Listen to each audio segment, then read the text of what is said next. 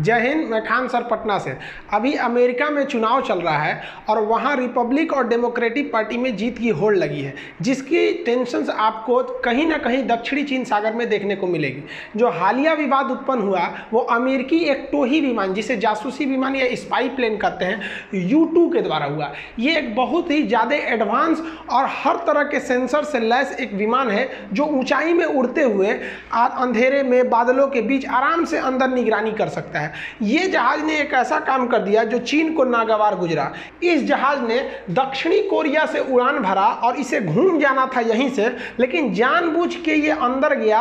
और ये एक आइलैंड है जिसका नाम है हैनान आइलैंड। ये चीनी नौसेना का एक तरह का सबसे बड़ा अड्डा है। अब यहाँ से उसने टर्न लिया और यहाँ से सारी निगरानी कर ली और उसके बाद चला गया ये अपने बेस पर। ये चाइना को बहुत ही गलत लगा। रियली में ही है, ये अमेरिका की एक उकसाने वाली प्रक्रिया है एक तरह से देख ले तो ये इसका विरोध चाइना ने किया, क्योंकि चाइना का जो हैनान में जो नेवल बेस था उसकी सारी की सारी जानकारियाँ वो अमेरिका का U-2 प्लेन लेकर चला गया। इसके अलावा अगर आप देखेंगे हालिया घटनाओं में, तो अमेरिका ने अपना सबसे खतरनाक स्टील्थ बॉम्बर B-2 को भेज दिया है। ये B-2 जो स्टील्थ बॉम्बर है, स्टील्थ उसे कहते हैं जो रडार के पकड़ में बहुत कम आता है, और स्ट्रेटेजिक बॉम्बर, स्ट्रेटेजिक उसे कहते हैं जो बहुत दूर तक जा सकता है। तो स्टील्थ स्ट्रेटेजिक बॉम्बर है। बॉम्बर जहाज वो होता है जो मिसाइल कम कैरी करता है, लेकिन कारपेट बॉम्बिंग एकदम बिछा देता है बमों से। इसके पास हथियार कैपेसिटी बहुत ज़्यादा होती है। तो अमेरिका ने कहा कि वो अपने सहयोगी देशों को चीन के हाथों मरते नहीं छोड़ सकता है, इसलिए उसने इस तरह के घातक बॉम्बरों को आगे भेज दिया है। इसके अलावा अभी देखेंगे तो दक्षिणी चीन सागर में चाइना के दबाव बनाने के लिए, चाइना को काउंटर करने के लिए अमेरिका ने अपने तीन ही बहुत ही खतरनाक बैटल ग्रुप के जो एयरक्राफ्ट कैरियर है उन्हें भेजा है। इसमें निमित्ज क्लास का सुपर कैरियर है, रोनाल्ड रीगन है, रूजवेल्ट है। ये बहुत ही बड़े सुपर कैरियर है। इनमें चलती फिरती पूरी बहुत बड़ी फौज को ले जा सकते हैं। इससे चाइना में एक अतिरिक्त प्रेशर पड़ रहा है, क्योंकि अगर आप ज्योग्राफिकली देखिएगा तो चाइना एक और इधर इंगेज है, वो लद्दाख गलवान घाटी को लेकर, और इसी बीच यहाँ जापान, ताइवान, दक्षिणी कोरिया, इन सबों का एक पूरा ग्रुप बनाकर इस साइड में एग्रेसिव हो रहा है अमेरिका। अब चाइना ने भी इसका बहुत बड़ा जवाब देने के लिए, चाइना जो अपना सबसे घातक मिसाइल है उसका जो डैंगफेंग मिसाइल है, उस डैंगफेंग मिसाइलों को लॉन्च कर दिया। ये मिसाइल काफ़ी घातक होते हैं। इन्हें अमेरिका के जो एयरक्राफ्ट कैरियर थे उनको काउंटर करने के लिए चाइना ने छोड़ा, और चाइना ने कहा कि ये एक तरह का एयरक्राफ्ट कैरियर के लिए किलर है, और इसे अलग अलग स्टेट से चाइना ने लॉन्च किया। इसने अपने पूर्वी स्टेट से कुछ लॉन्च किया यहाँ पर, और यहाँ नॉर्थ स्टेट से भी लॉन्च किया, ये दिखाने के लिए कि हमारे पास ये मिसाइलें काफ़ी बड़ी संख्या में है, और अमेरिका अगर इस एरिया में ज़्यादा दादागिरी दिखाएगा तो उसके ऊपर हमला किया भी जा सकता है।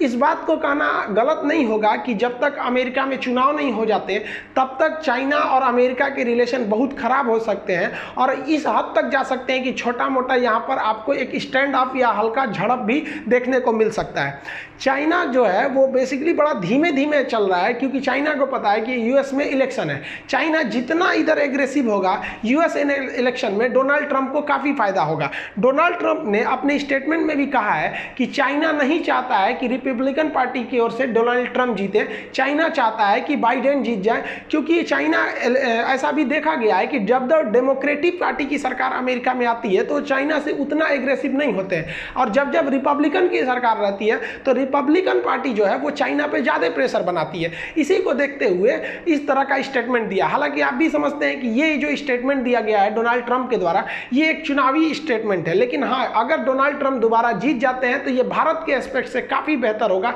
क्योंकि ये खुलकर चाइना का विरोध करते हैं। इनकी नीतियाँ अगर आप देखे होंगे, जब से खास करके कोरोना पेंडेमिक हुआ है और इसका सबसे बड़ा भुक्तभोगी अमेरिका बन गया है, जो जैसे जैसे वो कोरोना के चपेट में आया वैसे वैसे डोनाल्ड ट्रंप जो थे वो चाइना के ज़्यादा ही विरोध में जाने लगे। तो ये भारत के लिए अच्छा है कि अगर डोनाल्ड ट्रंप जीत जाते हैं तब, क्योंकि ये एक तरह का भारत, इनका एक स्ट्रेटजी भी पता है भारत वालों को। अभी इनकी स्ट्रेटजी किसी को नहीं पता है कि ये किस डायरेक्शन में चलेंगे। इसको देखते हुए भारत भी चाइना पर एक दबाव बनाने के लिए रूस के मेजबानी में रूस में एक युद्धाभ्यास हो रहा था जिसका नाम था काउकाज 2020।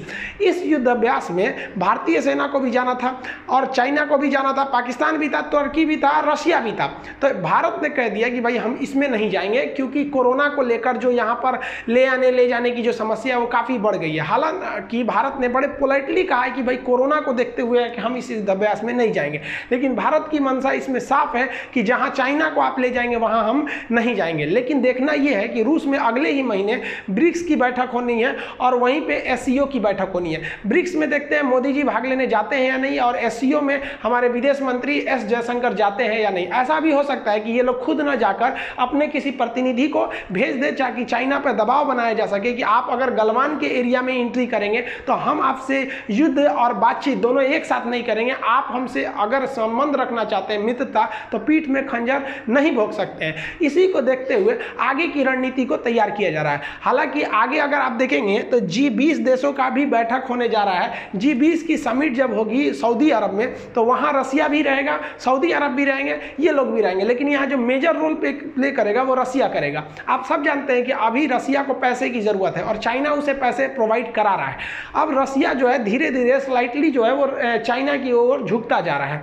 तो रसिया की कोशिश यही रहेगी कि G20 का जो बैठक होगा उस बैठक में इंडिया और चाइना में आपसी समझौता करा दिया जाए। लेकिन चाइना भी यही चाहता है, वो कह देगा ठीक है जो जहां है वहीं रुक जाओ। तो चाइना जो एग्रेशन कर चुका है फिंगर 4 वाले एरिया में, तो उसके लिए तो एक लीगलाइज होगा। इसलिए ये कहना गलत नहीं है कि हो सके तो भारत G20 समिट में जब भाग लेने जाएगा तो G20 में जो RIC की बैठक होती है, रसिया, इंडिया, चाइना, तो हो सके तो यहाँ भारत RIC की बैठक में भाग न ले, ताकि चाइना को एक कड़ा संदेश दिया जा सके। भारत सरकार को भी देखना चाहिए कि कैसे अमेरिका जैसे महाशक्तिशाली का टक्कर चाइना खुल के देता है, एयरक्राफ्ट कैरियर किलर मिसाइल छोड़ देता है। तो भारत सरकार को भी एग्रेसिव होना चाहिए। हालांकि हमारे बिपिन रावत जो CDS है, उन्होंने कह दिया कि अगर बातचीत से नहीं सुलझेगा तो हम युद्ध के रास्ते पे भी जा सकते हैं। तो भारत को भी इससे पीछे नहीं हटना चाहिए। अगर आप देखेंगे तो अलीबाबा ने भी भारत में इन्वेस्टमेंट नहीं किया है, जबकि अलीबाबा ने इसका सीधा सीधा दोष मढ़ दिया है भारत के ऊपर कि भारत में इन्वेस्ट करना उचित नहीं है, क्योंकि टिकटॉक ने किया और भी कई सारे ऐप्स ने किया था, उनका क्या हाल हो गया। तो वो ये दिखाना चाहते हैं कि बाकी कंपनियां भारत में नहीं है। तो बाकी कंपनियां बेवकूफ नहीं है। भारत ने स्पष्ट कर दिया है कि आप हमारे देश से बड़े नहीं हैं, व्यापार जरूरी है लेकिन देश से बड़ा व्यापार नहीं है। FDI की रही बात, तो ऐसा नहीं है कि चाइना अपने पैसे से इतना डेवलप हुआ है। चाइना में अमेरिका, ब्रिटेन, फ्रांस की कंपनियां गई, वहां इन्वेस्ट की, उससे वो डेवलप हुआ। तो हमारे पास भी चाइना की कंपनियां नहीं आएंगी तो कोई दिक्कत नहीं, आप आइए, हम वसुधैव कुटुंबकम को मानते हैं। लेकिन अगर आप युद्ध के नीति से आएंगे तो ऐसा भी नहीं है कि हमने यहाँ युद्ध नहीं किया। कलिंग लड़ाई आपको याद होगा, महाभारत याद होगा, जो यहीं से रही थी, जिसने पूरी दुनिया को थर्रा दिया था। तो भारत ने भी स्पष्ट संदेश दे दिया कि आप व्यापार के नाम पर हमें ब्लैकमेल नहीं कर सकते। बाकी कंपनियां हैं, आप अगर देखेंगे गूगल को, माइक्रोसॉफ्ट को, ये सब कंपनियां काफी इन्वेस्टमेंट की भारत की ओर। तो भारत भी कूटनीतिक रूप से आगे बढ़ रहा है। चाणक्य नीति भी क्या कहती है कि दुश्मन को उकसाइए, जैसे वो उकसाएगा उसकी आपको कमजोरी हल्का हल्का दिखने लगेगी। तो भारत भी बहुत सजे ढंग से आगे बढ़ रहा है और चाइना भी बहुत ही स्मूथली आगे बढ़ रहा है। अगर आप देखेंगे तो चाइना फिंगर 4 वाले एरिया में, गलवान वाले एरिया में चाइना जो है वो 5G टेक्नोलॉजी को आगे बढ़ाने जा रहा है, जो ये बात को दिखाता है कि अगर भारत कहीं भी लापरवाही थोड़ी सी भी किया तो वहां से पीछे हटने वाला नहीं है। तो इसमें भारत को भी कड़ा संदेश देना चाहिए और भारत सरकार को तो RIC पे दोबारा विचार करना चाहिए, क्योंकि चाइना हमेशा भारत के खिलाफ है और रसिया भी धीरे धीरे जा रहा है, क्योंकि रसिया की मजबूरी भी है। तो इंडिया क्या करेगा यहाँ पर, इन दोनों के हाथ की कठपुतली हो जाएगी, या तो 2:1 हो जाएगा। तो यहाँ ज्यादा बार चाइना की ही सुनी जाएगी। तो आई होप भारत सरकार इस पर विचार करेगी। आगे क्या अपडेट होता है इसे जानने के लिए आप जुड़े रहिए न्यूज तक से। मिलेंगे अगले वीडियो में, तब तक के लिए जय हिंद।